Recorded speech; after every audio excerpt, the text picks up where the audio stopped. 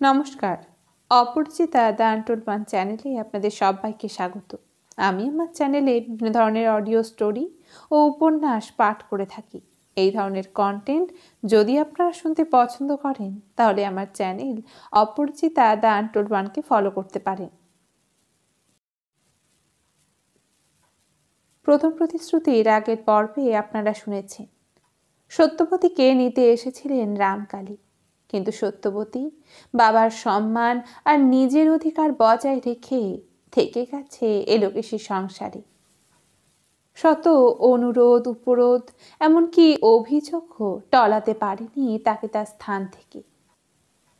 কথাতেই আছে যে সয় সেই রয়। তাহলে সত্যবতীর জায়গা কি এলোকেশী সংসারে পাকা হলো?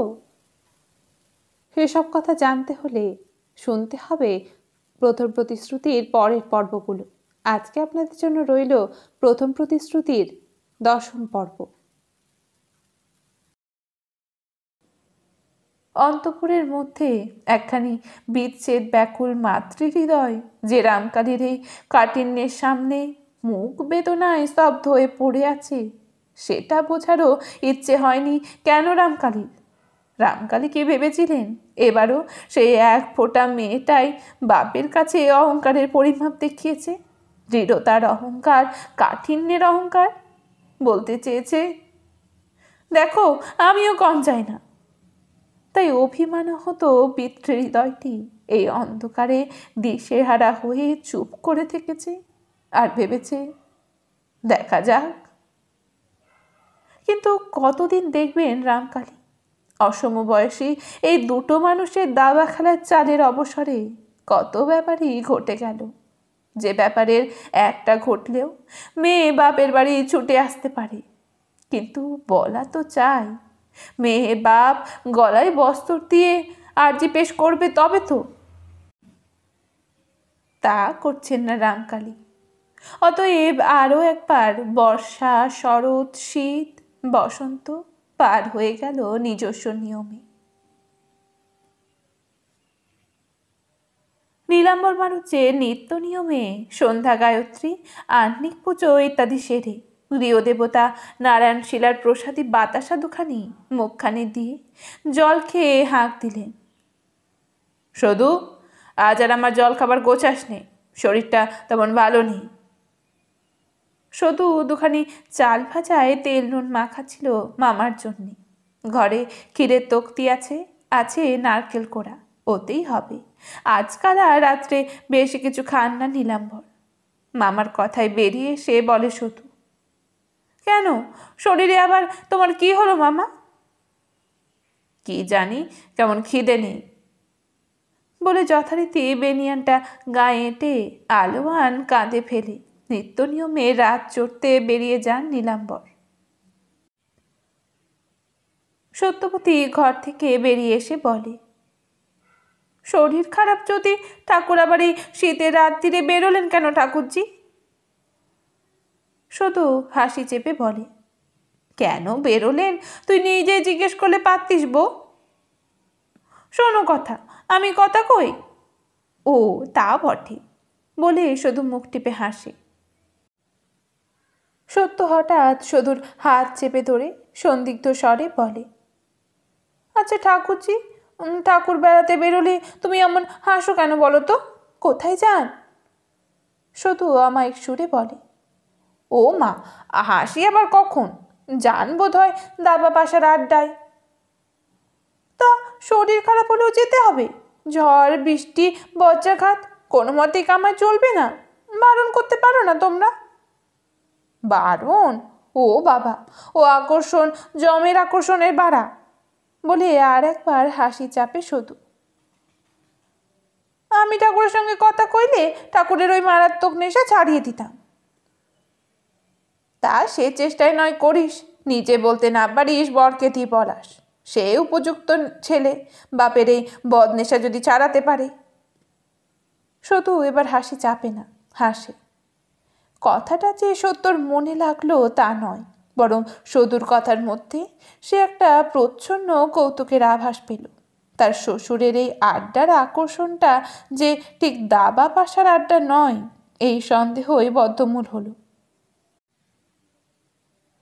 রাত্রে তাই ঘরে ঢুকে প্রথমে ওই কথাটাই পারে সত্য। আচ্ছা, রোজ রাত্রিরে ঠাকুর কোথায় যান বলো তো? হ্যাঁ, কিছুদিন হলো রাত্রির অধিকার পেয়েছে সত্য, সদূর প্রচেষ্টায়। আর সদূর প্রচেষ্টাটা নবকুমারের প্রতি করুণাতে, নইলে বউ তা কিছুতে এলো দোলে না। নববধূর স্বপ্নে বিভোর নবকুমার অবশ্যই এহেন প্রশ্নের জন্য প্রস্তুত ছিল না, তাই থতমত খেয়ে বলে, কোথায় আবার? তুমি জানো না? জানলে তোমায় শুধোতাম না। নবকুমার গম্ভীর হয়ে গিয়ে বলে, বাপ গুরুজন, তার কথা নিয়ে আলোচনা না করাই ভালো। সত্য ভুরু কুচকে বলে, গুরুজনের নিন্দে করাই না হয় ভালো নয়, গুরুজনের কথা মাত্রই কথা কওয়া দোষ। নবকুমার গম্ভীরতর হয়ে বলে, তা এ তো নিন্দেরই কথা, বামুনের ছেলে হয়ে বাগদিপাড়ায় যাওয়া, তাদের হাতের পান জল খাওয়া, এসব কি আর গুণের কথা? বাগদিপাড়ায় যাওয়া, তাদের হাতে পান জল খাওয়া? সত্যকে যেন তার স্বামী হঠাৎ ধরে ধোবার পাটে আছাড় মারল। সত্য তাই থতমত খায়, বলে, ও কথার মানে? সত্যর বয়সের দিকে তাকায় না নবকুমার। বউ সকল জ্ঞানের আধার হবে, এইটাই ধারণা তার। তাই উদাস গলায় বলে, মানে যদি না বোঝো তো না চাল, বাপের সম্পর্কে স্পষ্ট করে আর কি বলবো? কথাই বলে, পিতা স্বর্গ পিতা ধর্ম। নইলে পথে ঘাটে যখন উল্লাসী বাগদিনীকে দেখি, তখন কি আর রাগে ব্রহ্মাণ্ড জ্বলে যায় না? কিন্তু কি করব, মনকে প্রবোধ দিতেই হয়, ভাবতেই হয়, যতই হোক মাতৃতুল্য।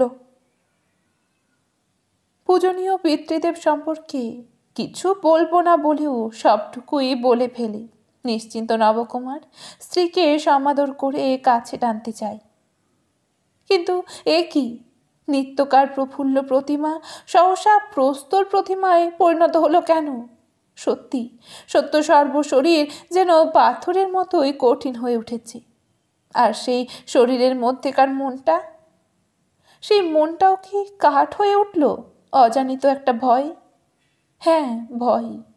অনেক অনেক দিন আগে বালিকার সত্যর নিঃসঙ্ক চিত্ত যেমন ভয়ে কাঠ হয়ে গিয়েছিল, কাটোয়ার বউ শঙ্করীর এক অজানা অন্ধকার লোকের বার্তা শুনে তেমনি ভয়। কিন্তু সেদিন ছিল শুধুই অন্ধকার, শুধুই ভয়। কিন্তু আজ সেই অন্ধকারের মাঝখানে জ্বলে উঠেছে একটা তীব্র বিদ্যুৎ শিখার চোখ ধাঁধানো আলো। আজকের সত্য সেদিনের অবোধ বালিকা নয়, সংসার তত্ত্বের অনেক কিছুই তার জানা হয়ে গিয়েছে। তাই ভয়ের গাঢ় অন্ধকারের মাঝখানে দপদপ করে জ্বলে উঠেছে ঘৃণার বিদ্যুৎ শিখা। বার দুই চেষ্টার পর নবকুমার হতাশ হয়ে বলে, হলোটা কি তোমার? সারাদিনের পর দুটো সুখ দুঃখের কথা কইব, একটু হাসি আনন্দ দেখব, এই আশায় হাঁ করে থাকি। সত্য রুদ্ধস্বরে বলে, হাসি আনন্দ তো আর কুমোর বাড়ির হাঁড়ি কলসি নয় যে ফরমাস দিলেই পাওয়া যাবে, হাসি আনন্দের মতন মন না থাকলে। নির্বোধ নবকুমার পরিহাসের ব্যর্থ চেষ্টায় বলে, তা এতে তোমার আর মন খারাপের কি আছে? আমি তো আর কোনো বাগদিনীর সঙ্গে ভালোবাসা। থামো থামো। তীব্র ধিক্কারের সঙ্গে স্বর ছড়িয়ে পড়ে বদ্ধ ঘরের দেওয়ালে দেওয়ালে। শীতের রাতে সুবিধেই একটু বা গলা খুলে কথা কওয়া চলে। আর সত্যি কথা বলতে সত্য এমন কিছু লজ্জাবতী বহুও নয়, গলার শব্দ তার যখন তখন শুনতে পাওয়া যায়। ধিক্কার দিয়ে সত্য গায়ের কাঁথাটা টেনে গলা পর্যন্ত ঢেকে ওদিকে মুখ করে শুয়ে বলে, ওই গেন্নার কথা নিয়ে হাসি ঠাট্টা করতে লজ্জা হয় না তোমাদের? আমি কিন্তু এই স্পষ্ট করে বলে দিচ্ছি, এরপর থেকে যদি ঠাকুরকে আমি ছেদ্দা ভক্তি করতে না পারি, দূষণ আমায়। এরপর নবকুমার কথা কইবার চেষ্টায় ব্যর্থ হয়ে মনে মনে নিজেকে গালাগাল দিতে থাকে। ছি ছি, কি একটা গাধা সে, বললেই হতো। বাবা কোথায় যায় আমি জানি না, বউকে তো সে চেনে, ভালো মেজাজ আছে তো গঙ্গা জল, মেজাজ বিগড়লে তো আগুনের খাপড়া। বাবা, কি যে এক বজ্ঞা মেয়ে! কবে একদিন সেই নবকুমারের কি একটা মিথ্যে কথা ধরে ফেলে, একেবারে 5 দিন কথা বন্ধ।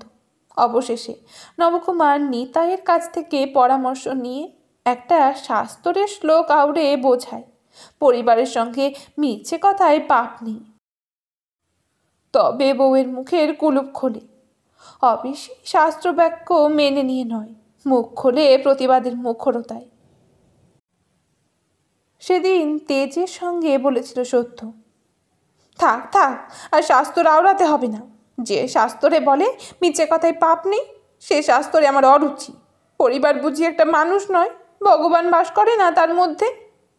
এরপর আর তোমার কোনো কথায় মন প্রাণ দিয়ে বিশ্বাস করবো আমি? সে যাই হোক, তবু ঝগড়ার সত্ত্বেও কথার দরজা খুলেছিল। এবার আবার কি না জানি হয়। আর সত্য, সে ভাবছিল, ছি ছি, এই চরিত্র তার শ্বশুরের, যাকে ঠাকুর বলে সম্বোধন করতে হয়। চরিত্রের অন্য বহুবিধ ত্রুটি সে দেখেছে শ্বশুরের, নীচতা, ক্ষুদ্রতা, স্বার্থপরতায় গিন্নি এলোকেশের থেকে কিছু কম যান না তিনি। এ যাবৎ সে সবই মনে মনে মেনে নিয়েছে সত্য, আর ভেবেছে ত্রিসংসারে আমার বাবার মতন আর কজন হবে। কিন্তু এ কি, এ যে ঘৃণায় লজ্জায় সমস্ত রক্তকণা চিচি করে উঠছে। এই বয়সে এই প্রবৃত্তি! আর সবচেয়ে আশ্চর্য কথা, এরা সেসব কথা সবাই জানে, অথচ সত্য নির্বোধ, সত্য ন্যাকা। তাই এতদিন দেখেও শ্বশুরের এই রাত চড়ার অর্থ কোনোদিন আবিষ্কার করার চেষ্টা করেনি। সত্যরা ঘুমিয়ে পড়ার অনেক পরে তিনি যে রাতে বাড়ি ফেরে, এ কথা তো সে বরাবরই দেখেছে। তার মানে বোঝেনি? না না, এ শ্বশুরকে সে ভক্তি শ্রদ্ধা করতে পারবে না, তবে সত্যকে তাতে যাই বলুক। হঠাৎ সত্যর সর্বশরীর আলোড়ন করে প্রবল একটা কান্নার উচ্ছ্বাস আসে। আর এই দীর্ঘকাল পরে বাপের ওপর তীব্র অভিমানে হৃদয় বিদীর্ণ হতে থাকে তার। এ সংসারে এসে অনেক নীচতা, অনেক ক্ষুদ্রতা, অনেক হৃদয়হীনতা দেখেছে সত্য। সবই এদের অশিক্ষা, কুশিক্ষার ফল বলে সহ্য করে নিয়েছে। কিন্তু আজকে এই একটা বুড়ো লোকের চরিত্রহীনতার নোংরামি তাকে যেন আছড়ে আছড়ে মারছে। তাই যে সত্য শত উৎপীড়নে কখনো কাঁদে না, সে আজ কেঁদে বাতরিশ ভিজিয়ে বলতে থাকে, বাবা, বাবা গো, 10টা নয়, 5টা নয়, একটা মাত্র মেয়ে আমি তোমার। না দেখে শুনে এমন ঘরেও দিয়েছিলে? এত তুমি বিচক্ষণ, আর এই তোমার বিচার? অনেকক্ষণ কেঁদে কেঁদে এক সময় ঘুমিয়ে পড়ে সত্য। কিন্তু রাতে কম ঘুমিয়েছে বলে সকালবেলা পর্যন্ত ঘুমোবে, এত সুখ তো আর বউ মানুষের ভাগ্যে ঘটে না। যথারীতি ভোরে উঠে স্নান শুদ্ধ হয়ে নারায়ণের ঘরের গোজ করতে ঢুকলো সত্য ভারাক্রান্ত মনে। আর অভ্যাস মতো চন্দনের পাটাখানা টেনে নিয়ে চন্দন ঘষতে ঘষতে কি কথাটা একটা বিদ্যুৎ শিহরণ এনে দিল ওর মধ্যে। সত্যর এই যত্ন করে চন্দন ঘষা, ফুল তুলসী বাছা, ধূপ তো নয় ঘর ভর্তি করে তোলার মূল্য কি? এসব উপকরণ নিয়ে পুজো করবেন তো এখন নীলাম্বর বাড়ুচ্ছে। তার আবার কাশির ধাত বলে প্রাতঃস্নান করেন না, হাত মুখ ধুয়ে তসর ধুতিখানা জড়িয়ে এসে পুজোর আসনে বসেন। কিন্তু স্নান করলেই বা কি? দেহ, মন, আত্মা সবই যার অসুচি, স্নানে আর কি শুদ্ধ হবে সে? হাত গুটিয়ে চুপ করে বসে থাকে সত্য, হাঁটুতে মুখ রেখে। ফুল তোলা হয় না, তুলসী চয়ন হয় না।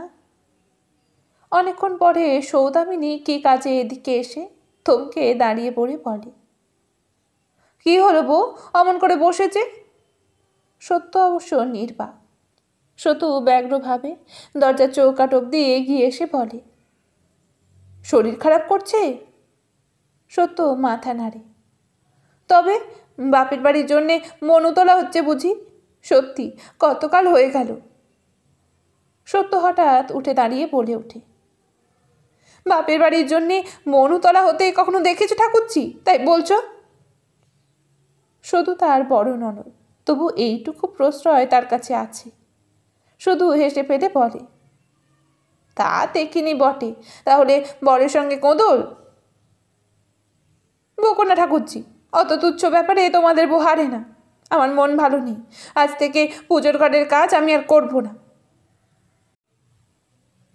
শুধু হঠাৎ এই অভাবিত ঘোষণায় স্তম্ভিত হয়ে বলে, সে কি কথা বউ? ওই কথা ঠাকুরজি, গুরুজনের কথাই বলতে কিছু চাইনি, কিন্তু ঠাকুর এসে পুজোর আসনে বসবেন মনে করে পুজোর গোজ করার প্রবৃত্তি আমার হরে গেছে। শুধু ভয়ের চোটে নিজের মুখখানাতে একবার হাত চাপা দিয়ে আস্তে আস্তে বলে বসে, ও কি সর্বনেশে কথা বউ, মামির কানে গেলে আস্ত থাকবি? সত্য মুখটা ফিরিয়ে শুকনো গলায় বলে, এই সংসারে আর আস্ত থাকবার বাসনা নেই আমার ঠাকুরজি। শুধু প্রমাদ গণে, এ আবার কি কথা রে বাবা? এর মূল কারণ যে সত্যর কালকে সেই শ্বশুর সম্পর্কিত প্রশ্ন, তাতে আর সন্দেহ নেই।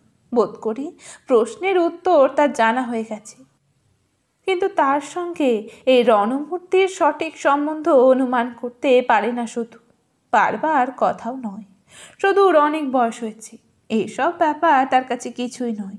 আশেপাশে অহরহ দেখতে দেখতে আহার মাস কালি, কাজে নিজের স্বামী পুত্র ব্যতীত আর কারো চরিত্রহীনতায় যে এত বিচলিত হওয়া সম্ভব, এ সুদূর বোধের বাইরে। কিন্তু অন্য বিষয়ে শুধু বুদ্ধিমতী, তাই এ কথা নিয়ে বেশি বাজাবাজি না করে বলে, আচ্ছা বেশ, আমি চানটা করে এসে সব গুছিয়ে দিচ্ছি, তুমি চলে এসো। রাগ করো না ঠাকুরজি, আমার মন কিছুতেই নিচ্ছে না, তাই তোমার কি কাজ আছে দেখিয়ে দাও, আমি করছি।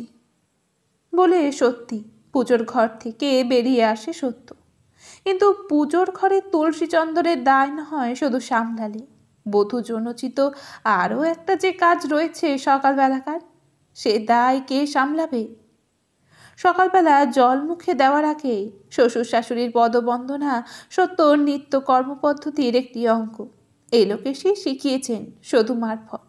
সত্য অবশ্য সে শিক্ষা মেনে এসেছে এ যাবৎ, কিন্তু আজ সত্যর ভয়ানক এক দুঃসাহসিক সংকল্প। আজ তো তাকে না থাকতে হয় তাও ভালো, তবু ওই অপবিত্র মানুষটার পায়ের ধুলো মাথায় নেবে না সে। গুরুজন, তার কি করা যাবে? গুরুজন যদি ইতরজনের মতো আচরণ করে। এলোকেশিও নিত্য সকালবেলা স্নান সেরে এসে পুজোর ঘরে ঢোকেন। সাংসারিক কাজের তো কোনো দায় নেই, শুধু আছে বউ আছে, আর এলোকেশির আছে দেব দ্বিজে পরমা ভক্তি। নীলাম্বর সারা সকাল ওইখানেই থাকেন, চণ্ডীর পুঁথি পড়েন, মহিমাস্তব আওড়ান। কর্তাগিন্নির যাবতীয় বিশ্রাম ভালাপ এইখানেই, কারণ সে আলাপের যেটা প্রধান সময়, সেটা তো এলোকেশের হাতের বাইরে। মশারি বক্তৃতার উপায় কোথা? তা এইখানেই রোজ একত্রে দুজনকে প্রণাম করে যায় সত্য। কিন্তু আজ আর সত্যর দেখা নেই। এলোকেশী কিছুক্ষণ পরে সদুকে ডেকে বিরক্তি ব্যঞ্জক স্বরে বলে, আজ আর নবাব নন্দিনীর দেখা নেই যে, গেলেন কোথা? ব্যাপার বুঝতে শুধু দেরি হয় না। এই বউয়ের এই বেখাপ্পা গোঁয়ে একটু বিরক্তই হয় সে, তবু সামলে নিয়ে বলে, যাবে আর কোথায়, ওই তো ওই দিকে। বলে কল্পিত ওদিকের দিকে তাকায় শুধু। এলোকেশী বলেন, ছেদ্দাই অচ্ছেদ্দাই দৈনিক একবার শ্বশুর শাশুড়ির পায়ে মাথাটা নোয়ানো, আজ থেকে বুঝি সে বরাদ্দ বন্ধ? নীলাম্বর মহিমাস্তবের মাঝখানে উৎকর্ণ হয়ে ওঠেন। ততক্ষণে শুধু হাওয়া ওদিকে গিয়ে ত্রস্ত ব্যস্তে বলে, কি রে বউ, এখনো পেন নামটা ঢুকে আসিসনি বুঝি? সত্য হাতের কাজ সেরে উদাস মুখে বসেছিল, ঘাড় না ফিরিয়েই বলে, না। শাশুড়ির টনক নড়েছে, যা যা চট করে সেরে আয়। যেন ভুলে গেছে সত্য, তাই মনে পড়িয়ে দেওয়া। সত্য গম্ভীরভাবে বলে, দুজন একত্রে বসে একজনকে প্রণাম করব, একজনকে করলাম না, ভালো দেখায় না। ঠাকুরুন এদিকে আসুন, তখন হবে।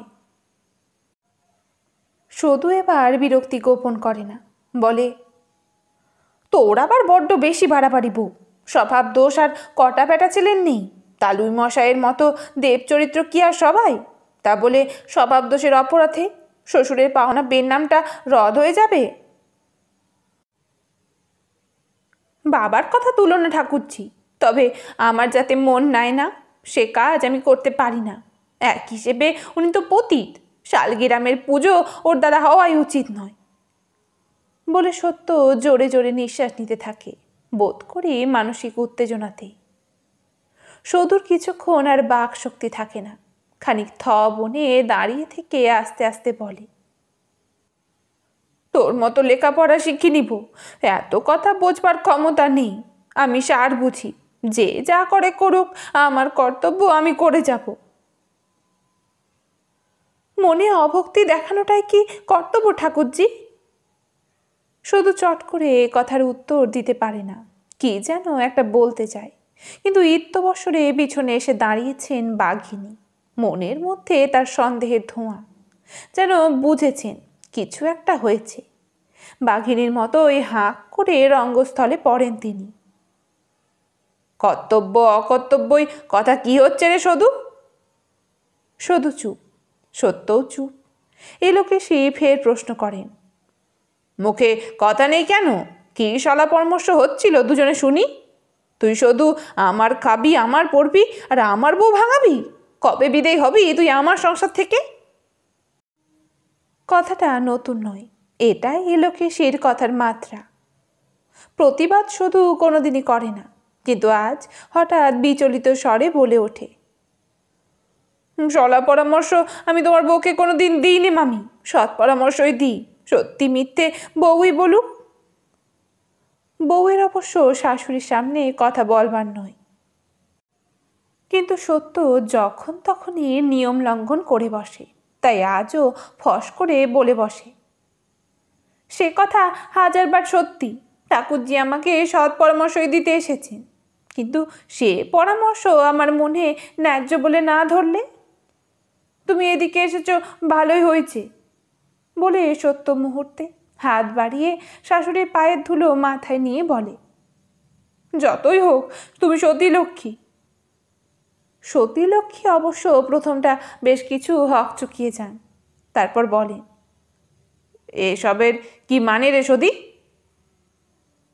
মানে বুঝতে আমিও অপারগ মামি। শুধু বেজার মুখে বলে চলে যায়, বউ পারে তো নিজে বুঝিয়ে বলুক। সত্যি আজ তার ভারী রাগ হয়েছে। এ আবার কি রে বাবা, তিলকে তাল করা, ডেকে অশান্তি ডেকে আনা। বিশ্বভুবনে যে কথা কেউ কখনো শোনেনি, বলেনি, ভাবেনি, সেই কথা ওই এক ফোঁটা মেয়ের মাথায় আসে বা কী করে? আর বুকের পাটা, এ যাবৎ সত্যর অনেক বুকের পাটা দেখেছে সধু, দেখে মূর্ছিত হব হব করেছে, কিন্তু আজকের সঙ্গে যেন কোনো দিনের তুলনায় হয় না। তা সত্যি তুলনা হয় না, কারণ শুধু চলে যেতে যেতেও শুনতে পাই সত্য বলছে, বলতে মাথা কাটা গেলেও না বলে পারছি নে, ঠাকুরের পায়ে ধুলো মাথায় ঠেকাবার প্রবৃত্তি আমার নেই। যতদিন না জানতাম ততদিন। কথা শেষাংশ শোনার ক্ষমতা আর হয় না সদুর। ঝপ করে বিনা প্রয়োজনে একটা ঘোড়া নিয়ে ঘাটে চলে যায়। অনেকক্ষণ পরে ঘোড়া কাঁখে নিয়ে আস্তে আস্তে খিড়কির দরজায় দাঁড়ায়। না, কোনো শব্দ নেই, সব যেন নিথর। তবে কি একটা হত্যাকাণ্ড ঘটে গেছে? এটা শ্মশানের নিস্তব্ধতা? দাওয়ায় উঠে কিন্তু অবাক হয়ে গেল শুধু, দেখে মাঝের ঘরের দরজার কাছে গোটা 2-3 গামছা বাঁধা পুটুলি, আর মামা মামি দুজনে মিলে একখানা ছেঁড়া কাপড়ে বড় একটা ধামা বাঁধছেন। ধামা অবশ্য বোঝায়, কি আছে ঠিক বোঝা যাচ্ছে না। এটা অপ্রত্যাশিত। সদুর বুকের রক্ত হিম হয়ে যায়। এইটুকু সময়ের মধ্যে এত গোছগাছ হয়ে গেল, আর কেনই বা হলো? এরা কি তাহলে বউয়ের সঙ্গে না পেরে উঠে দেশত্যাগী হচ্ছেন? কথাটা তাই। এ আর এক অভিনব রূপ এলোকেশী। সদুর সঙ্গে চোখাচোখি হতে এলোকেশী বলে, ননদ বাজে পুণ্যির সংসার কর সতু, পাপি তাপিরা বিদেয় হয়ে যাচ্ছে। শুধু ঘোড়া নামিয়ে বসে পড়ে বলে, মামি তুমি কি খেপেছ? তা খেপলে জগৎ দুষতে পারবে না শুধু। দশে ধর্মে সবাইকে শুধিয়ে এসো, এতেও যদি মানুষ না খেপে তো কিসে খেপে? ও তো একটা পাগল, ওর কথা আবার ধর্তব্য। গলা নামিয়ে বলে শুধু, পাগল আঝাড়া কেউটে, তুই আর বউয়ের ওই ওকালতি করতে আসিস নি যদি। এত বড় একটা মান্যিমান মানুষ পুত বউয়ের ধিক্কারে জীবন বিসর্জন দিতে যাচ্ছিল, অনেক বুঝিয়ে নিবৃত্তি করে এখন যাচ্ছি গুরু পাটে, তারপর যা আছে অদৃষ্টে। জোরে জোরে গাঁটরি বাঁধতে থাকেন এলোকেশী। সদুর ইচ্ছে করছিল যে ছুটে গিয়ে বউকে বলে, ভালো চাস তো পায়ে ধরে মাপ চাই গিয়ে যা, কিন্তু জানে সে কথা বলা বৃথা। স্বয়ং বৈকুণ্ঠের নারায়ণ এলেও সত্যকে সমতে আনতে পারবেন না। অনেক গুণ আছে বউয়ের, কিন্তু ওই এক মহৎ দোষ, জেদ। মেয়ে মানুষের এত জেদ। আজকের ব্যাপারটাকে সদু যেন কোনো দিক থেকে সমর্থন করতে পারছে না, তাই চেষ্টা সে এদিক থেকেই করে। তা তোমরা বাড়ি ছেড়ে যাবে কেন শুনি? বাড়ি কি তোমাদের ছেলের বউয়ের? না হোক, যেখানে ওর মুখ দেখতে হবে না সেখানে থাকবো, ব্যাস। এতক্ষণে মুখ খোলেন নীলাম্বর। এই একটি কথাই বলেন তিনি। তা বাড়ি থেকে তো আর অমনি মুখে যাওয়া চলবে না, ভাত ডাল চড়িয়েছি আমি, মুখে দিতে হবে। এই যেন আপাতত সমুদ্রে বালির বাঁধ চড়িয়েছিল সত্যি, কিন্তু রান্নাঘরের অবস্থা সম্পর্কে এখন আর কোনো জ্ঞান নেই সতুর। কাঠ পুড়ে উনুন নিভে ঠান্ডা হয়ে বসে আছে নিশ্চিত। সহসা নীলাম্বর একটা প্রবল হুঙ্কার দিয়ে মাটিতে পা ঠোকেন। ভাত ডাল এ ভিটেতে আমি আর জল গ্রহণ করবো ভেবেছিস তুই? সদুর বুকটা ধরফর করে ওঠে। মামির সঙ্গে সে অনেক কথা চালাতে পারে, কিন্তু মামা, উল্লাসের হাতে পান জল খাওয়া ইত্যাদি করে বহু ইতিহাসই তো তার জানা। তবু তো কই ভয় মরেনি। আর ওই বউ কোথায় পেল সেই ভয় জয়ের মন্ত্র, যে মন্ত্রের জোরে স্বচ্ছন্দে বলা যায়, উনি তো পতিত, শালগ্রামের পুজো করা ওর উচিত নয়। বেশি গভীরে ভাবার ক্ষমতা থাকে না সতুর, শুধু ভাবতে থাকে। নবাটা আবার আজকেই হাটে দেরি করছে, আর এই ভয়ানক দুর্দিনে কি হাট বারব হতে হয়? শুধু কি করবে? গিয়ে বউয়ের পায়ে ধরবে, নাকি রান্নাঘরের শেকল তুলে দিয়ে কোথাও আঁচল বিছিয়ে শুয়ে থাকবে? তারই বা এত ভয় পাবার কি আছে? তার দোষে তো আর নবকুমারের মা বাপ দেশত্যাগী হচ্ছেন না। সাহস দেখে কি সাহস জন্মায়, দুঃসাহস দেখে দুঃসাহস। তাই সে হঠাৎ অন্য মূর্তি ধরে। ঠিক আছে, চুলোয় জল ঢেলে দিকে বলে চলে যায়। আশ্চর্য আশ্চর্য, গিয়ে দেখে সত্য কিনা রান্নাঘরের দাওয়ায় বসে শাক ভাজছে। মুখ দেখে কিছুই বোঝা যাচ্ছে না। সদুর আর সহ্য হয় না, সে বলে ওঠে, ও পিণ্ডির কাজ করে আর কি হবে? গিলবে কে? বাড়ির কর্তা গিন্নি তো সংসার ত্যাগ করছে। সদুকে অবাক করে দিয়ে সত্য বলে, সংসার ত্যাগ করা অত সোজা নয় ঠাকুরজি। সংসার ত্যাগ করতে বসলে কেউ সমস্ত সংসারটাকে পুঁটলি বেঁধে নিয়ে যেতে চায় না। মিছে ভাবছ, কেউ কোথাও যাবে না। উনুনে আমি কাঠ ঠেলে দিয়েছি, তুমি দেখো একবার। তা সত্যর কথাই ঠিক। শেষ পর্যন্ত কর্তা গিন্নি দেহত্যাগের সংকল্প বর্জন করে থেকে গেলেন। শুধু ভাত খাবার সময় একটু বেশি সাধ্য সাধনা করতে হলো সধুকে। থেকে গেলেন অবশ্য তারা নবকুমারের নির্বেদে। নবকুমার দুজনের পায়ে মাথা খুঁড়ে রক্তগঙ্গা হতে চাইল, আর মায়ের পা ছুঁয়ে শপথ করলো বউকে শাসন করে দেবে। ছেলের এতটা কাতরতা সহ্য করতে না পেরে বোধ করি ওরা এ যাত্রা স্থগিত রাখলেন। আর এই অতদিনের মধ্যে কখনো যা করেনি নবু, আজ তাই করে বসল। দিনের বেলা কথা কয়ে বসলো বউয়ের সঙ্গে। কিন্তু বউকে কি বাগ মানাতে পেরেছিল নবু? বউকে খোসামত করে পায়ে পড়তে গিয়ে? না, এ কথা সত্যর মুখ দিয়ে বার করাতে পারেনি নবকুমার। আমার অন্যায় হয়েছে। শুধু শেষ পর্যন্ত যখন নব আত্মঘাতী হবার ভয় দেখিয়েছিল, তখন সত্য বলে উঠেছিল, ঘেন্না ধরে যাচ্ছে সবেতে। পুরুষ না হয়ে মেনে মানুষ হয়ে জন্মাওনি কেন তুমি? এই বিদেতের রহস্য। বেশ, ছেদ্দা শূন্য পেনামে যদি তোমাদের এত দরকার থাকে, করবো কাল থেকে সেই ন্যাকড়া। রাত্রে অবশ্য নবকুমারের ভিন্ন রূপ। সুন্দরী তরুণী স্ত্রীর সঙ্গে বাক্যালাপ বন্ধের দুঃসহ কষ্ট বহন করবার মতো শক্তি তার নেই। তাই যেচে বলে, মা বাপকে শুনিয়ে শুনিয়ে একটু শাসন করতে হলো, নইলে বলবে ছেলে বউকে মাথায় তুলে রেখেছে। আজ আমার কথা কইতে মন নেই, ক্ষমা দাও বলে পাশ ফিরে শুয়েছিল সত্য। আর বেশ কিছুক্ষণ পর হঠাৎ ধর্মড়িয়ে উঠে বসেছিল। বলেছিল, আমি কলকাতায় যাব। নবকুমার চমকে বলে, কলকাতায়? কলকাতায় যাবে তুমি? এতক্ষণে বুঝতে পারছি মাথাটা বিগড়েছে তোমার। কেন, মাথা না বিগড়লে কলকাতায় যায় না কেউ? তোমার মাস্টারের মাথা খারাপ? মাস্টার? মাস্টারের সঙ্গে তোমার তুলনা? তিনি বেটা ছেলে, একা যাচ্ছেন একা আসছেন, গিয়ে বন্ধুর বাসায় উঠছেন। তুমি এসবের কোনটা করবে? সত্য তীব্র স্বরে বলে, বেটা ছেলে আমি নয়, তুমি তো যেতে পারবে না? তোমার সঙ্গেই যাব, বাসা করে থাকবো।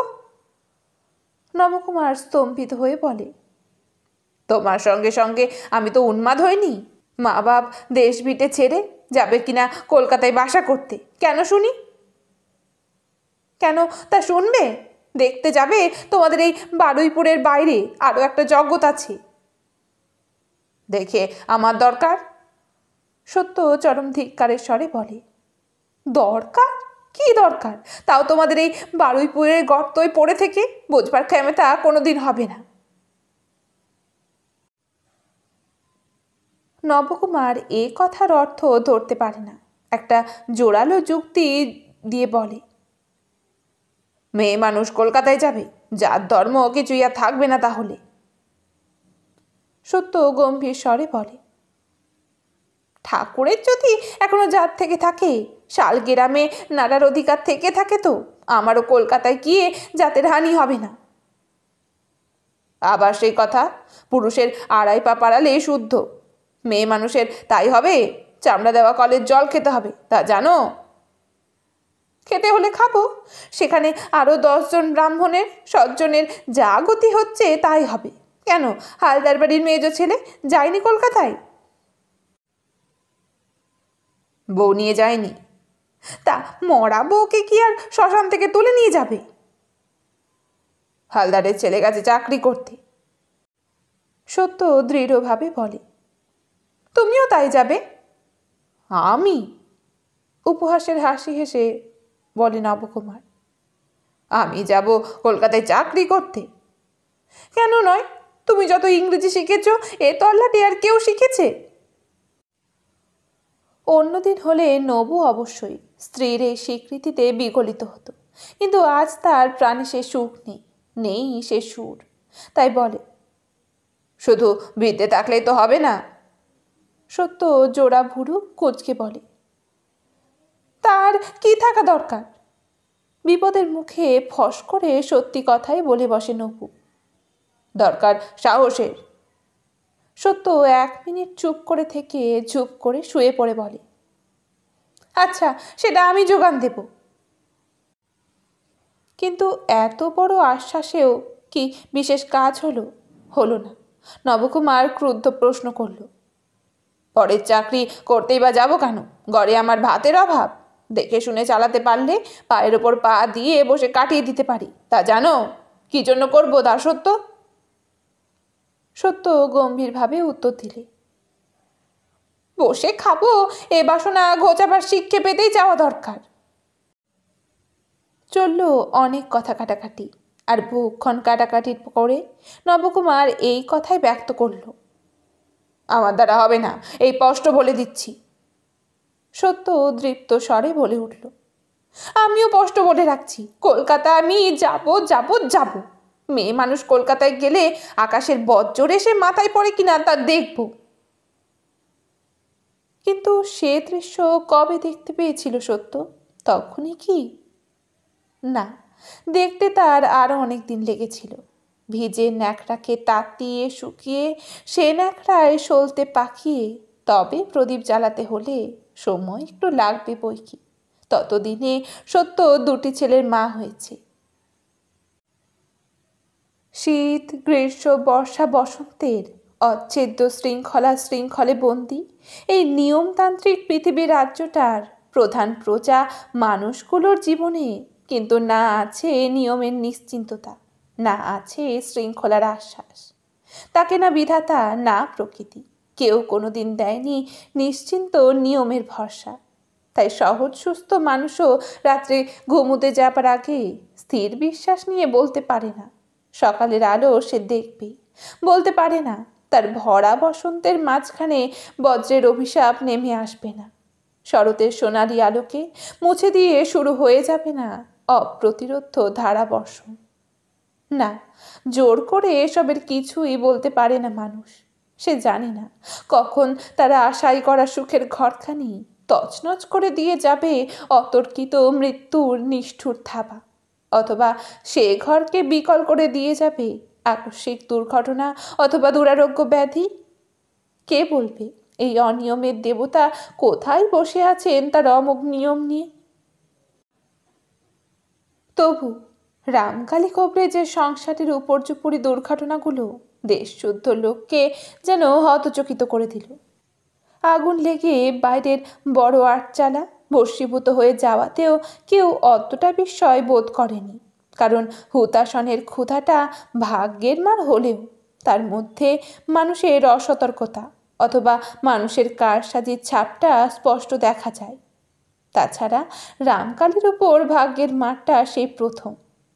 না, রামকালীর আটচালায় আগুন লাগার মধ্যে কেউ শত্রুর কারসাজি আবিষ্কার করতে পারেনি। ওটা যে নিতান্ত ওই অসতর্কতার ফল এটা সবাই বুঝেছিল। ব্যাপারটা এ বাড়ি থেকে আগুন সংগ্রহ করে নিয়ে যাওয়া কাছাকাছির প্রায় প্রতিটা পরিসেরই নিয়ম বরাবরই।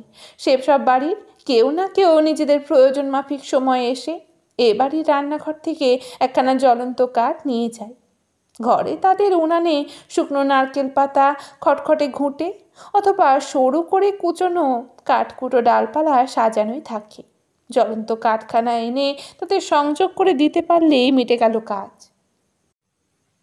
রামকালীর বাড়িতে নিত্য সকালে 3-4 করে উনুন জ্বলে। অতএব পড়শিরা নিজেদের সংসারে আবার আগুন জ্বালাবার অযথা হাঙ্গামার কথা ভাবতে যাবে কেন? কাজটা তো ঝঞ্ঝাটের। শোলার কাঠি বানাও, চকমকি ঠোকো, সময় সাপেক্ষ ব্যাপার। তার চাইতে তা সেদিনও যথারীতি ওই বাড়ির ঘোষাল গিন্নির বিধবা মেয়ে তরু প্রহরখানেক বেলা নাগাদ একখানা জ্বলন্ত কাঠ নিয়ে এ বাড়ি থেকে নিজেদের বাড়ি যাচ্ছিল। হঠাৎ মাথা বরাবর খোলা আকাশে একটা দাঁড়কাক বিশ্রী করে ডেকে উঠল। দাঁড়কাকের ডাক অপয়া, এ আর কে না জানে। ঘোষালের মেয়ে তরুও জানত। তাছাড়া এও জানা ছিল তার যেদিন বৈধব্য দশা ঘটে সেদিন কোথায় যেন অনবরত দাঁড়কাক ডেকেছিল। তার উপর আজ আবার চতুর্দশী। তরুর বুকটা কেঁপে উঠল। তাড়াতাড়ি পা চালালো, কিন্তু তাড়াতাড়ি পা চালিয়ে চলে যেতে গিয়েও আবার বাধা পেতে হলো। কাকটা আরও নেমে এসে প্রায় তরুর মাথার উপর একখানা পাক খেয়ে ডেকে উঠল, ক। বুকটা হিম হয়ে হিতাহিত জ্ঞান লোপ পেয়ে গেল তরুর। কি কাজের কি পরিণাম খেয়ালে এলো না। হাতের সেই জ্বলন্ত কাঠটা সে কাকটার উদ্দেশ্যে ছুঁড়ে মারল।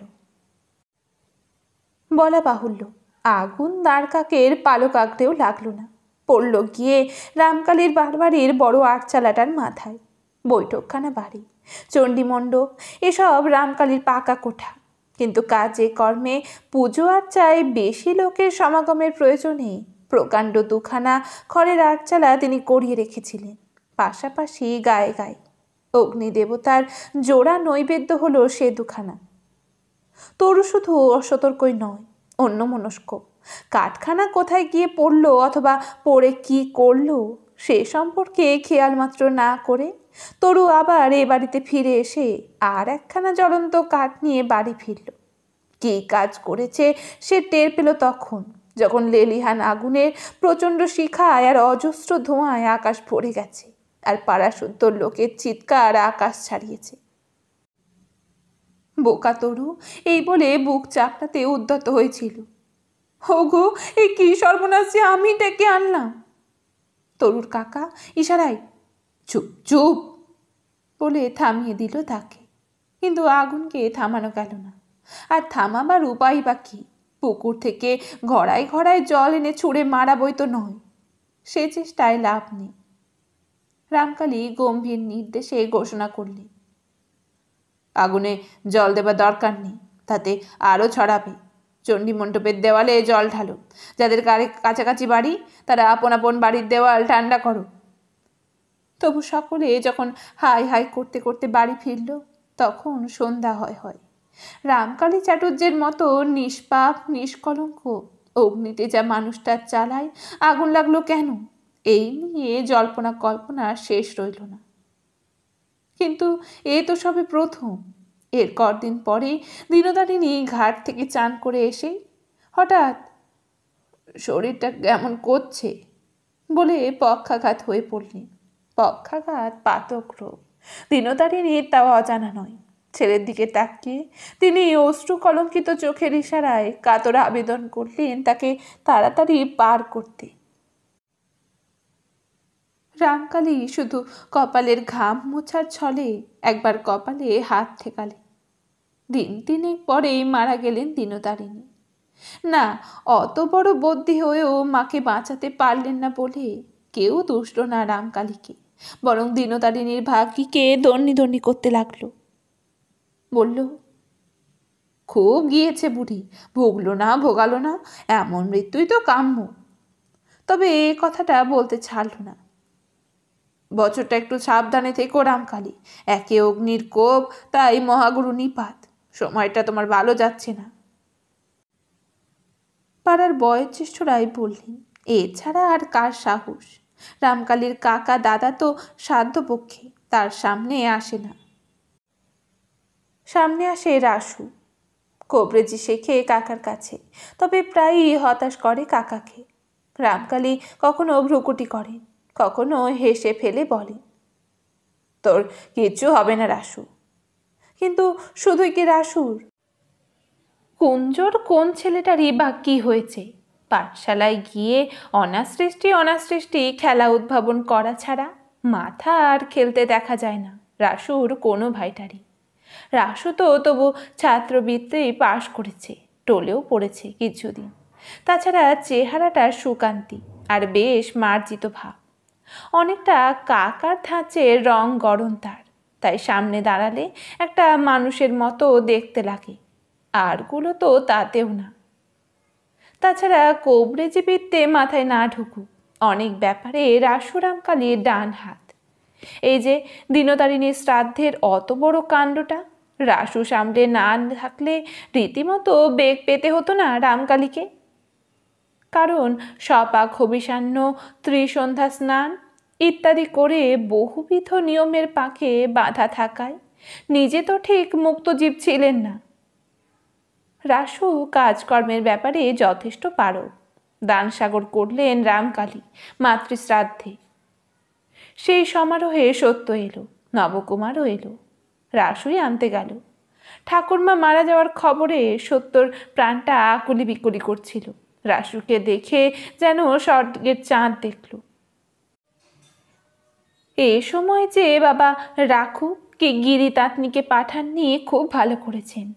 3.5 বছর পরে এই প্রথম বাপের বাড়ি যাওয়া। কিন্তু সত্যর দেহের অন্তপুরে তখন যে আর এক প্রথম সম্ভাবনার সূচনা দেখা গিয়েছে, সে কি সত্য জানতো না, না বুঝতে পারেনি? তা সত্য না পারুক, সদু পেরেছিল বুঝতে, কিন্তু রণচণ্ডী মামিকে এই সূচনা মাত্রতে জানাতে সাহস করেনি সতু। ভেবেছিল যাক আর গোটা কতক দিন, তেমন প্রবল লক্ষণ ধরা পড়লে আপনি জানবে বুড়ি। এই সময় দিনতারিণীর বার্তা। সদু ভয় পেল। এই সময় এই ভাবল মামিকে বলি কি না বলি, কিন্তু বলা আর হয়ে উঠল না। বলতে দিল না তার মমতা। এ খবর শুনে যদি এলোকেশি আবার বউয়ের যাত্রায় বাদ সাধে। আহা, বেচারা এই এতদিন এসেছে, এক নাগারে আছে। আপন বুদ্ধির দোষেই হোক আর যার দোষেই হোক, আছে তো। এই ছুতোয় যেতে পারে তো যাক, ভগবান ভালোই করবেন। তবে যাত্রাকালে চুপি চুপি সাবধান করে দেয় সত্যকে। বাপের বাড়ি যাচ্ছিস, দীর্ঘকাল পরে যাচ্ছিস, কিন্তু সাবধান, বাঁধা গরু ছাড়া পাওয়ার মতো লাভঝাপ করিস নি। আমার বাপু সন্দেহ হচ্ছে। সত্য একটু ভাবনার মতো তাকিয়ে অস্ফুটে বলে ফেলেছিল, কি? এই দেখ, স্পষ্ট করে না বললে হবে না বুঝি? এদিকে তো পাকা গিন্নি, সন্দেহ হচ্ছে পেটে বাচ্চা কাচ্চা কিছু এসেছে, বুঝলি?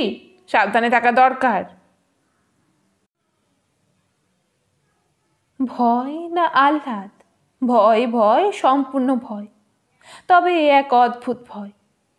নিজের মধ্যে কি এক অজ্ঞাত রহস্য বাসা বেঁধেছে, এ কথা ভাবলেই গায়ে কাঁটা দিয়ে ওঠে।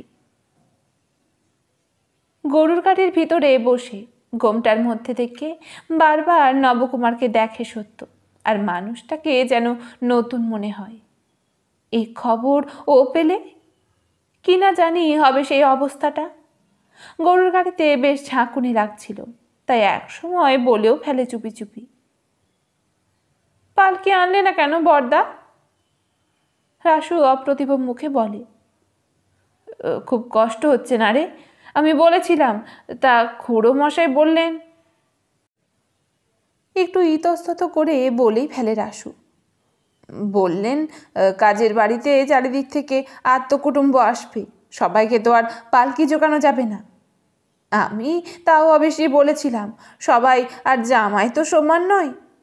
তাতেও বললেন, জামাইও তো বাড়িতে একটা নয় রাসু, ওকে আর কে বোঝাবে বল? সত্য অন্যমনস্কে চুপি চুপি ভুলে বেশ স্পষ্ট গলাতেই বলে ওঠে, তা এতে আর বোঝাবার কি আছে বর্দা? সত্যিই তো, জামাই সবাই সমান। নিজের জামাইটি বলে সরপার করলে চলবে কেন? বরং পূর্ণির নতুন বিয়ে হয়েছে। কথাটা শেষ না করে নবকুমারের উপস্থিতি স্মরণ করে জিভটা কেটে চুপ করে। কিন্তু সমুদ্রে বালির বাঁধ কতক্ষণ? আবার এক সময় কথা কয়ে ওঠে সে। কত প্রশ্ন, কত ঔৎসুক্য। এই 3.5 বছরে কত ঘটনা ঘটেছে, কত জন্ম মৃত্যু লীলা খেলা হয়েছে, কত ছোট মানুষ বড় হয়ে গেছে, কত আইবুড়োর বিয়ে হয়ে গেছে। সে সব তথ্যগুলো তো কম মূল্যবান নয়, জানতে হবে না সেসব? তুমি কিন্তু একটুও বদলাওনি বর্দা, সহাস্য মুখে বলে সত্য। আর নবকুমার বিগলিত বিস্ময়ে সেই হাস্যোজ্জ্বল মুখের দিকে তাকিয়ে থাকে। বিস্ময়? তা বিস্ময় বই কি? সত্যর এই মুখ সে কবে দেখেছে? সত্যর মুখটা যে হেসে উঠলে এমন অপূর্ব লাবণ্যময় দেখায়, সেই কথায় বা কবে জেনেছে? তা সত্যর সেই প্রশ্নে রাসু হেসে উঠে বলে, আমি আবার এই কদিনে বদলাবো কি? কদিন? সত্য যে মনে হচ্ছে কত যুগ যুগান্ত পার হয়ে গেছে, সেই কথাই বলে সে বিস্ফারিত বিস্ময় নেত্রে। কদিন বলো কি বর্দা? 3.5 বছর। কদিন হলো? 3.5 বছর? রাসু আবার হেসে ওঠে, বলে, 3.5 বছর হয়ে গেল এর মধ্যেই? তা ওই শুনতেই 3টে বছর কোথা দিয়ে কেটে গেছে। সত্য নিঃশ্বাস ফেলে বলে, তা তোমাদের আর কাটবে না কেন? স্বাধীন সুখী মানুষ, আমাদেরই মনে হচ্ছে যেন আর একটা জন্ম পেরিয়ে এলাম। তা বাপের ভিটেও পা দিয়ে সে একই কথাই মনে হয় সত্য, যেন আর একটা জন্ম পার হয়ে এলো। কিন্তু কোথায় এলো? ঠিক যে জায়গাটা থেকে চলে গিয়েছিল সেই জায়গাটাই কি? সেটা কি এখনো তেমনি পড়ে আছে, ফাঁকা খালি? হয়তো ছিল, হয়তো আছে, কিন্তু এই জন্মান্তর পার হয়ে আসা মেয়েটাকে কি আর এখন সেই খাঁজে ধরবে? কোনো মেয়েকে কি ধরে? গোত্রান্তরের সঙ্গে সঙ্গে কি অন্তরের বিরাট একটা পরিবর্তন হয় না? যে মেয়েটা হয়তো উঠতে বসতে বকুনি খেয়েছে আর নিতান্ত অবহেলায় খেলে খেলে বেরিয়েছে, সে হয়ে ওঠে আদরের অতিথি, সমীহর কুটুম্ব। কোনখানে তবে আশ্রয় পাবে সেই মেয়েটা? এত বড় কাজের বাড়ি, তবু ওরা সদ্য সঙ্গে সঙ্গে ফিরছে। সারদা, ভুবনেশ্বরী, শিবজায়ার নাতনি দুটো, এমনকি মোক্ষদা পর্যন্ত। সত্য কি খাবে, সত্য কোথায় শোবে, সত্য কোথায় বসবে? সত্যর কিছু চেয়ে না পাওয়া হলো কিনা এইসব। ভুবনেশ্বরীর তো কথাই নেই, তার শাশুড়ি গেছেন মহা অসহ্য, ছুঁয়ে নেড়ে কিছু করবার ক্ষমতা নেই, তবু বলে বলেই যা পারে। ব্যাপারটা স্বস্তিকর নয়, এ যেন প্রতি মুহূর্তে মনে পড়িয়ে দেওয়া, তুমি কুটুম, তুমি অতিথি। একসময় ঝেঁঝে উঠল সত্য, মার উপরে উঠল। কি চাও বলো তো তোমরা? এক্ষুনি আবার শ্বশুর বাড়ি চলে যায়? বাপ্পা, তোমাদের এই আদরের ঠেলা সামলানো আমার গম্য নয়। বাড়িতে তো আরও শ্বশুরতি মেয়ে এসেছে, কই তাদের নিয়ে তো এমন হইচই করছো না? কথাটা সত্যি, আরও শ্বশুর ঘর করা মেয়ে এসেছে, পুণ্যি তো এসেইছে। কুঞ্জোর 2 গিন্নিবান্নি মেয়ে এসেছে, শিবজায়ার মেয়ে এসেছে, রামকালীর যে ছোট খুড়ো নেই তার 3-3টে মেয়ে এসেছে, কুঞ্জোর সহদরা বোনের মেয়েরা এসেছে। তারা ঝাঁকের কই হয়ে রয়েছে শুধু সত্যকে নিয়েই। ভুবনেশ্বরী মেয়ের এই ঝংকারে অপ্রতিভ হয়ে বলে, তারা সবাই পেরায় পেরায় আসে, তোর মতো এমন কে গর্ভসতে গিয়ে একবারে 3-4টে বছর পর? কথা শেষ করতে পারে না ভুবনেশ্বরী। সত্য মার এই রুদ্ধবাক মুখের দিকে তাকিয়ে একটু নরম হয়ে বলে, বুঝলাম, কিন্তু আছি তো দিন কত, কাজ মিটলেই তো পালাচ্ছি না। সে কথা হয়ে গেছে ওখানে, তখন করো মেয়েকে আদর গোবর। এখন তোমার শাশুড়ির ছেড়াধ্য, এখন মানাই মেয়েকে নিয়ে সোহাগ করা? ভুবনেশ্বরী সজল চোখে বলে, কদিন থাকবি তুই জানিস। থাকবো বাবা, মাস 2-3 থাকবো অন্তত, হয়েছে সে কথা। চল পুণ্যি, আমাদের সেই বটতলায় খেলাঘরটা দেখে আসি। বলে পুণ্যির হাতটা চেপে ধরে প্রায় টেনে বার করে নিয়ে যায় তাকে সত্য, খিড়কির দৌড় দিয়ে। ওদের ওই খেলাঘরটা বাস্তবিকই একটি মনোরম ঠাঁই। স্থান নির্বাচনের ব্যাপারে প্রশংসা অর্জন করতে পারে ওরা। প্রকাণ্ড একটা বুড়ো বট গাছ, ঝুড়ি নামিয়ে নামিয়ে খানিকটা জায়গা এমন একটা ছায়াপূর্ণ আশ্রয় গৃহে নির্মাণ করে রেখেছে যে 2-1 পশলা বৃষ্টি হয়ে গেলেও বোধ করি সেই গৃহবাসীর মাথা ভিজবে না। রোদের তো কথাই নেই, প্রায় প্রবেশ নিষেধ তার। এইখানেই সত্যদের শৈশবের খেলাঘর, তা শ্বশুরবাড়ি যাবার কদিন আগে অবধিও খেলেছে সে। এখনই পরিত্যক্ত ভূমি, এখনকার ছোটদের অন্য খেলাঘর।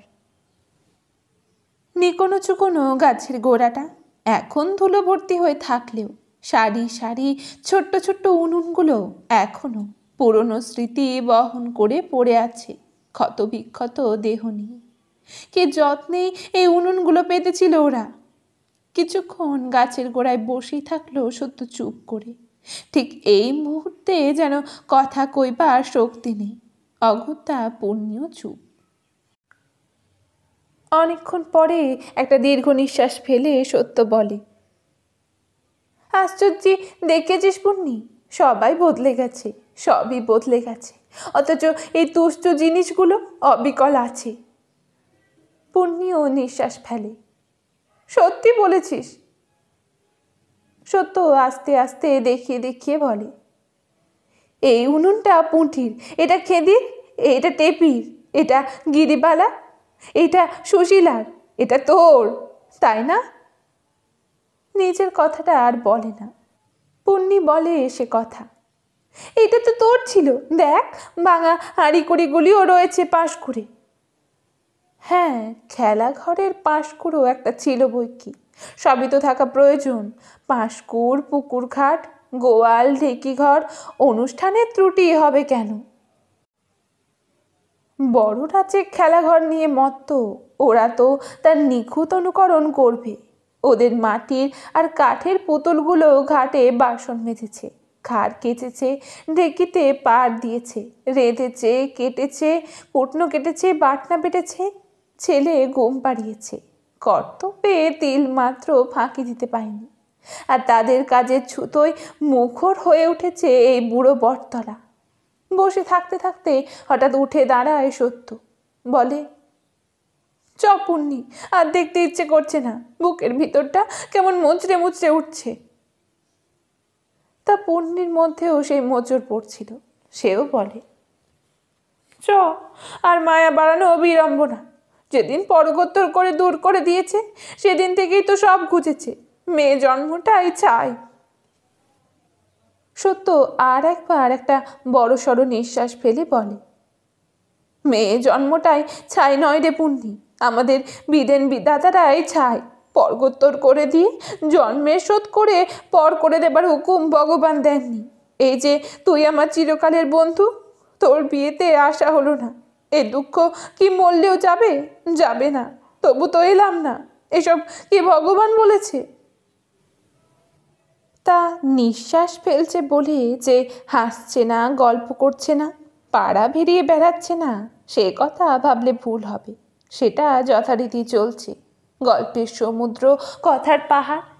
পাড়ার কোন মেয়েটা শ্বশুর বাড়ি গেছে, কোন মেয়েটা বাপের বাড়ি আছে, তার তল্লাশ করে বেড়ানো আর গল্পে মুখর হয়ে ওঠা, এটা প্রবল প্রবাহেই চলছে। নিঃশ্বাসটা নিভৃতে, একান্ত নিভৃতে, মনের অন্তরালে রয়েছে সেই নিঃশ্বাস। এত পূর্ণতার মধ্যেও কোথায় যেন একটা সুগভীর শূন্যতা। সেই শূন্যতার ওপরই বুঝিবা পা রাখতে হচ্ছে সত্যকে, তাই পায়ের নিচে মাটি খুঁজে পাচ্ছে না।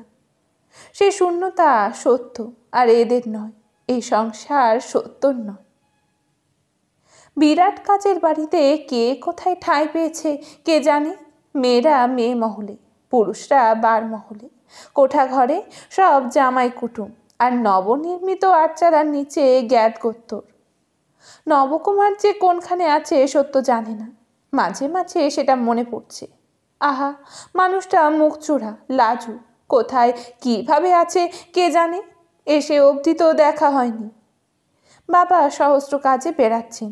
বাবার এমন সময় নেই যে জামাইকে নিয়ে তদারকি করে বেড়াবে। যা করে 5 জনে। কি ভাবছেও আমাকে কে জানে। থেকে থেকে সেই মানুষটার কথা মনে পড়ছিল। মন কেমন ভাবটা ছিল। আবার একটু অহংকারী অহংকারী দুষ্ট বুদ্ধিও ছিল। ইচ্ছে হচ্ছিল একবার লোকটাকে ডেকে বলে, দেখছো তো, সবই দেখছো, বুঝতে পারছো? তোমার মা যতই হেলাফেলা করুন, নেহাত হেলাফেলা ঘরের মেয়ে আমি নই। কিন্তু এসব বলার সুযোগ কোথা? বিয়ে বাড়ি নয় যে সবাই রঙ্গরসে মাতবে। মাতৃদায় উদ্ধার বলে কথা। তাছাড়া অনেকের মধ্যে একজন হলেও দিনতারিণীর পদটা বাড়ির গিন্নির ছিল। ছোট ননদদের তিনি যতই ভয় করে চলে থাকুন আর ছেলেকে যতই সমীহ করে আসুন, সবাই জানত গিন্নি বলতে দিনতারিণী। সেই গিন্নির জায়গা শূন্য হয়ে গেলে সবাইরই ফাঁকা ফাঁকা লাগে বই কি। খেটে খেটে জেরবারও হচ্ছে সবাই। এর মাঝখানে আর কার এ কথা মনে উদয় হবে? সত্যর সঙ্গে সত্যর বরের দেখা করিয়ে দিই কোনো ছলছুতোই। তাছাড়া চাতক পক্ষীর অবস্থা তো নয় সত্যর। এই দীর্ঘকাল নিশ্চিত্র বরের ঘর করে এসেছে সে। সত্যর বরকে সত্যর দেখতে ইচ্ছে হবে, এ চিন্তা তাদের মনে উদয় হওয়ার কথা নয়। উদয় হচ্ছে এক ভুবনেশ্বরীর, কিন্তু সে তো সব দিক দিয়েই বন্দিনী। একে তো শাশুড়ি মরার নিয়ম নীতির দায়, তার উপর মেয়ের ভয়ের দায়। ওরকম চেষ্টা করতে গেলে সত্য যে ক্ষেপে উঠবে না, এ প্রতিশ্রুতি কে দেবে ভুবনেশ্বরীকে? কিন্তু সত্যর মা কি সত্যকে সবটা বুঝে উঠতে পেরেছে? না, পারেনি। সত্য যে ছলছুতো খুঁজে বেড়াচ্ছিল এ তার ধারণার বাইরে। তা অবশেষে হয়ে গেল যোগাযোগ। নিয়মভঙ্গের যজ্ঞে মিটতে মিটতে প্রায় সন্ধে হয়ে গেছিল। সত্য পুকুরঘাট থেকে একবার আঁচিয়ে একবার নিজের মামার বাড়ি পর্যন্ত গিয়েছিল মামিদের সঙ্গে। জোর পায়ে ফেরার সময় নেরুর সঙ্গে দেখা। নেরু দাঁড় করালো, মুখটা রহস্যে উদ্ভাসিত করে বলল, এই সত্য, তোর ভূতের ভয় আছে? ভূতের ভয়? ভূতের ভয় গেছো, ভূতের ভয় নির্ঘাত আছে, তাই না? নির্ঘাত আছে? সত্য মুখ নেড়ে বলে, এলেন আমার গণৎকার ঠাকুর। নেই ভয়? ঠিক বলছিস। এই ঝিকিমিকি বেলায় তোদের সেই বটগাছতলায় যেতে পারিস? সে আর যেতে হয় না। জনমানুষে যায় না সেখানে। ওরে আমার, কে রে? কেউ যায় না সেখানে? তুই যাস না তাই বল। তুইও তো কম খেলিসনি সেখানে। তবু মায়া মমতা নেই। আমাদের কথাই আলাদা। আমি আর পুণ্যি যাইনি যেন। গিয়েছিলি? নির্দোষ। তুই হঠাৎ এমন ন্যাকা হচ্ছিস কেন নেরু? প্যাঁচার চোখ গুনতে যেতাম না আমরা? আহা, সে তো আগে। এখন শ্বশুরঘর করে সাহস হয়ে যায়নি। ইল্লি রে, গেলেই হলো। চল না, দেখিয়ে দিচ্ছি। এক পোর রাত অবধি বসে থাকতে পারি, তা জানিস? বলে গটগট করে এগিয়ে যায় সত্য নির্ভয় নিশ্চিন্তে। এই কোণে দেখা আলোতেও যেখানটা প্রায় গভীর অন্ধকার। কিন্তু কে ওখানে? কে? কে? প্রায় চেঁচিয়ে উঠেছিল সত্য। সামনে নিল নেরুর ভয়ে। শুনতে পেলে আর রক্ষে থাকবে? সত্যর ভয়ের কথা ডাক পিটিয়ে বেড়াবে। কিন্তু লোকটা যে এদিকেই আসছে। পালাবে সত্য? এ নির্ঘাত নেরুর কোনো কারসাজি, তা নইলে। হঠাৎ একটা সম্ভাবনায় পা থেকে মাথা অবধি একটা তড়িৎ প্রবাহ বয়ে যায়, আর পরক্ষণে সম্ভাবনাটা প্রত্যক্ষের মূর্তিতে দেখা দেয়। ইস, তুমি তুমি যে এখানে! জেনে বুঝেও বিস্ময়ের ভান করে সত্য। নবকুমার হতাশ গলায় বলে, কেন আর? তোমারই দর্শনের আশায়। বাপের বাড়ি এসে একবারে যেন ডুমুরের ফুল হয়ে গেছো। লোকটা মরল কি বাঁচলো খোঁজও নেই। সত্য পুলক গোপনের ব্যর্থ চেষ্টায় হেসে ফেলে বলে, আহা, কথার কি চিরি রে? আমি তো খোঁজ করে বেড়াবো। তা একবার দেখা তো দেবে। আমি হতভাগা, যাই অনেক বুদ্ধি খেলিয়ে।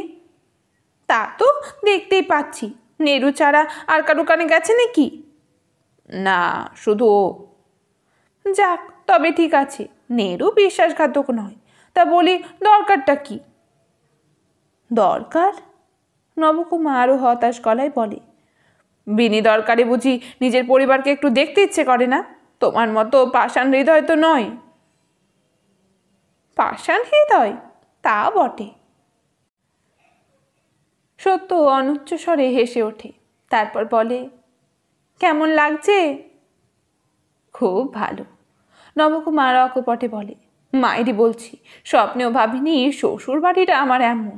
কি ঐশ্বর্যি, কি দবদবা! দেশটাও চমৎকার। মা গঙ্গা দেখলে প্রাণ জুড়োয়। সত্য একটা নিঃশ্বাস ফেলে বলে, তবেই বোঝো মেয়ে মানুষকে কতটি ত্যাগ করতে হয়। তা সত্যি। নবকুমার আরও একবার অকপটে স্বীকার করে, এসে অবধি সেই কথাই ভাবছি।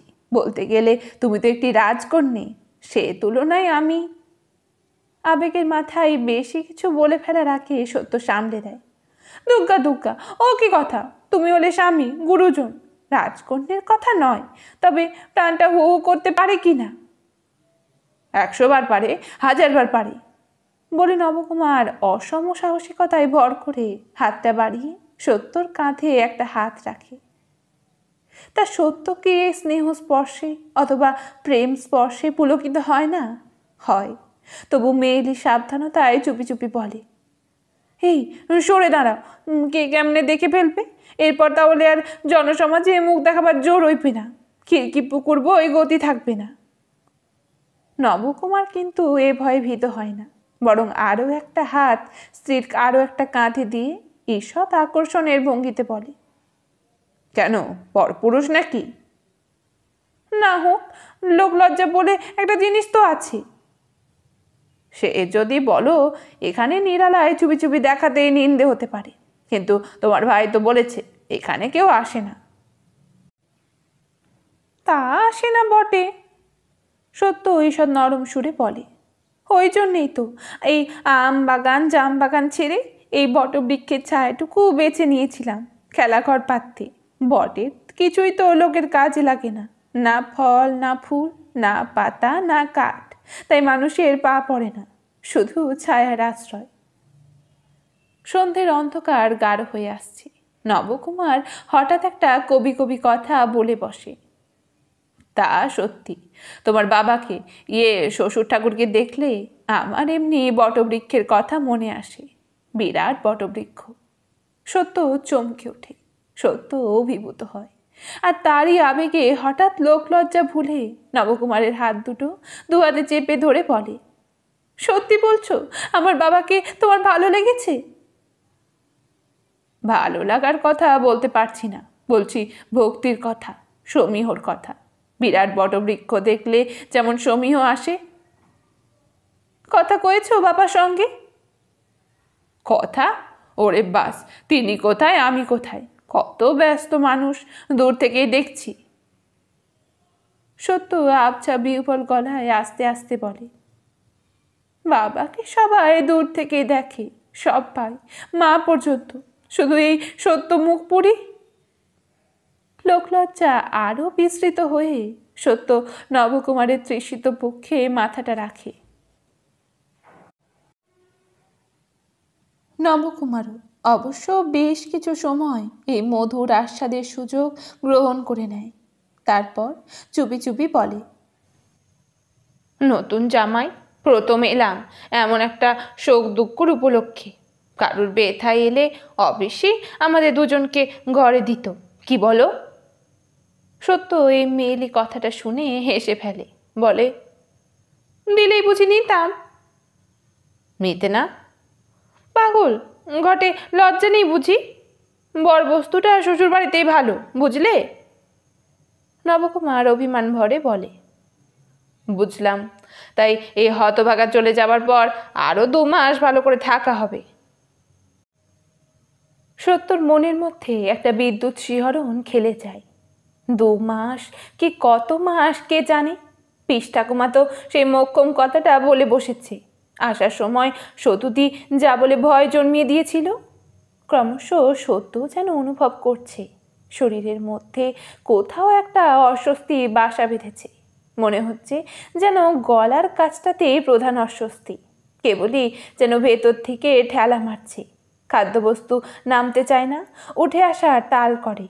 ওই খাওয়া থেকে দৌড়ে ফেলেছে পিস ঠাকুমা, আর সঙ্গে সঙ্গে নানানখানা বিষয়ের উপদেশ দিয়ে জব্দ করেছে। তার মধ্যে প্রধান নিষেধ ছিল সাঁঝ সন্ধেই আগানে বাগানে গাছতলায় ছাঁচতলায় না যাওয়া। তা সত্য নিষেধটা মানছে ভালো। হঠাৎ একটু চঞ্চল হয়ে ওঠে সত্য, বলে, যাই, রাত হয়ে যাচ্ছে, বকবে। এখানে আবার কে বকবে? নবকুমার নিশ্চিন্তে বলে, এখানে তুমি তো মহারানী, নীরু আমায় সব বলেছে। কি আদুরে মেয়ে তুমি, কি লাঞ্ছনাতেই পড়েছ। সত্য এবার নিজস্ব দৃঢ়তায় ফেরে, দৃঢ় স্বরে বলে, ওসব কথা বলছো কেন? যার যা নিয়তি, শ্বশুর ঘরে বকুনি ঝকুনি আর কোন মেয়েটারই নেই। ছাড়ো ওসব কথা, যাচ্ছি। নিতান্তই যাবে? কি আর বলবো, আবার কবে দেখা হবে? তা কি করে বলি? আমি তো এই সামনের বুধবারে চলে যাব, তার মধ্যে একবার হবে না? আচ্ছা দেখি। নবকুমার আস্তে আস্তে বলে, ইচ্ছে হচ্ছে এইখানে থেকে যাই। কি বাড়ি, সদাই সরগরম, আর আমাদের বাড়িতে যেন। তা হোক, নিজের যা তাই ভালো। সত্য আবার দৃঢ় স্বরে বলে, তুমিও কালে ভবিষ্যতে দেশের একজন হবে, তোমার সংসারও এমনি সরগরম হবে। আমার সে যাক, কবে আবার গরিবের ঘরে যাবে? সত্য ঝপ করে বলে বসে, বলতে পারছি না, 6 মাস 1 বছরও হতে পারে। 6 মাস 1 বছর? নবকুমার বিহ্বল ভাবে বলে। তার মানে? আছে মানে, বলে হঠাৎ তড়িৎ গতিতে দৌড় দেয় সত্য।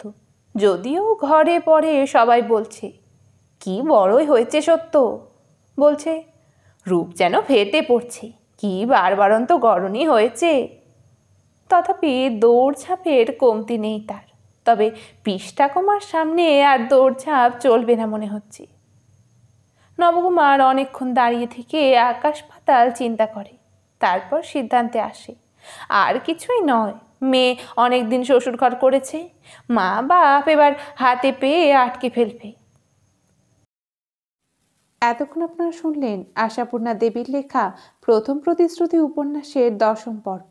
পরবর্তী পর্ব নিয়ে খুব শীঘ্রই হাজির হব। ততদিন পর্যন্ত ভালো থাকুন, বইয়ে থাকুন। ধন্যবাদ।